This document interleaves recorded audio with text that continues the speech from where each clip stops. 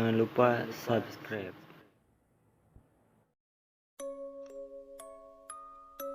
Karena Suryo tampaknya sudah sangat mantap, akhirnya sang dukun mengabulkan permintaannya. Baiklah, nanti saya akan tuntun Suryo mendapatkan aji pesugihan itu, katanya setelah diam untuk beberapa saat lamanya. Begitulah, dengan tuntunan sang dukun, Suryo mulai melakukan beberapa ritual untuk memanggil kekuatan gaib yang bisa membantu mendatangkan kekayaan dalam waktu yang sangat singkat. Salah satu ritual yang harus ditempuh Suryo adalah keharusan menjalani lelaku di tengah hutan yang sangat wingit. Namun karena tekadnya yang sudah bulat, dia tidak merasa gentar sedikit pun. Setelah menjalankan ritual pesugihan itu, Suryo kembali ke kampung halamannya.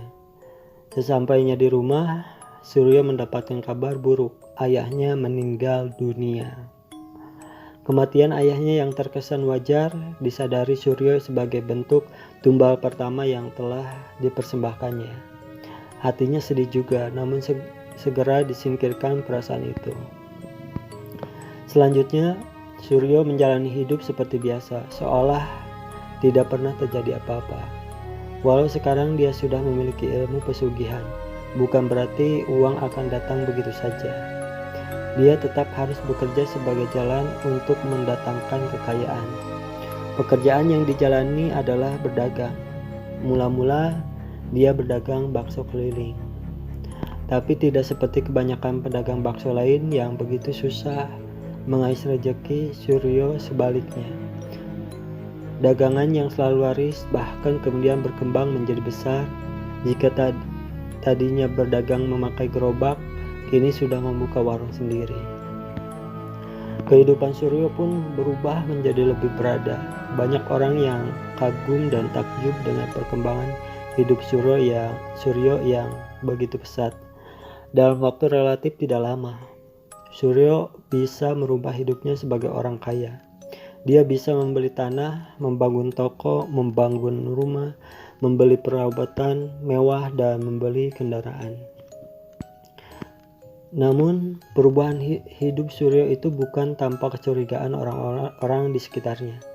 Mereka mencurigai kekayaan yang didapat Suryo dilakukan dengan cara tidak wajar. Hal ini dibuktikan dengan beberapa kejadian aneh yang melingkupi hidup Suryo. Setiap kali istrinya Yati melahirkan anak, selalu bayinya mengalami kematian. Hanya satu orang anak Suryo yang hidup, tapi anak itu mengalami cacat mental. Para warga menduga anak-anak Suryo yang mati itu digantikan sebagai tumbal. Untuk menghilangkan kecurigaan orang-orang, Suryo kemudian mengambil anak orang lain untuk dijadikan anak angkat. Biasanya bayi orang miskin yang tidak kuat membayar biaya persalinan. Anak-anak itu ditampung di rumahnya. Dia menjanjikan akan merawat dan menyekolahkan mereka hingga dewasa. Ada 3 orang anak angkat yang diasuh oleh Suryo. Karena mereka tidak mengalami nasib naas seperti anak kandung Suryo, dugaan menumbalkan anak pun akhirnya sirna.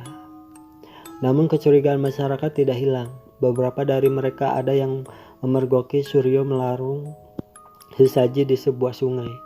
Ada juga yang memergoki makhluk halus besar hitam di belakang rumah Suryo.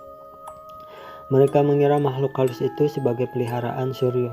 Sayangnya, tidak ada seorang pun yang berani mengusiknya. Sementara itu, Suryo yang telah hidup mapan dengan memiliki banyak usaha, mulai dari pertokoan, armada angkutan, perdagangan hasil bumi, dan tanah perkebunan yang cukup luas, merasa tidak puas dengan apa yang sudah dimilikinya. Setelah kekayaan didapat, kini ada lahan lain yang ingin dinikmatinya, yakni kedudukan sebagai pejabat. Kebetulan di desa tempat tinggalnya ada pencalonan kepala desa. Suryo ikut mencalonkan diri.